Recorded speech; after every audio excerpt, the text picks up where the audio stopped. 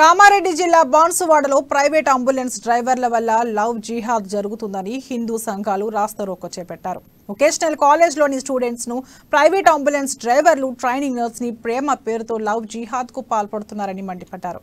ఈ సంఘటనకు బాధ్యత వహిస్తూ ఏరియా ఆసుపత్రి సూపరింటెండెంట్ శ్రీనివాస్ ప్రసాద్ వెంటనే రాజీనామా చేయాలని హిందూ సంఘాలు డిమాండ్ చేశాయి.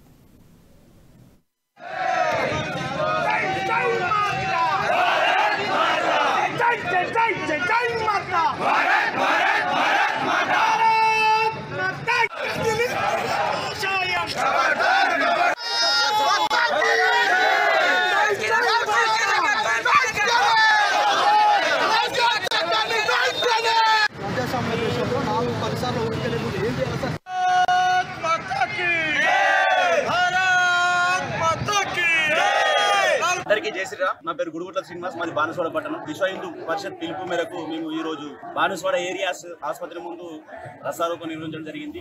దీనికి ముఖ్య ఉద్దేశం ఏంటంటే గత 5-6 సంవత్సరాల నుంచి కూడా ఇక్కడ లవ్ జిహాద్ ను ప్రేరేపిస్తున్నారు.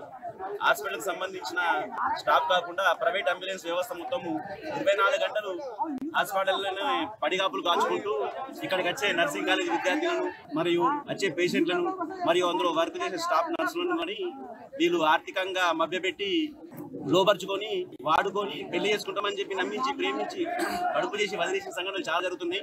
కాకపోతే ఎవరు ధైర్యంగా ముందుకొచ్చిన దాఖలు ఇప్పటిదాకా కనరాలేవు.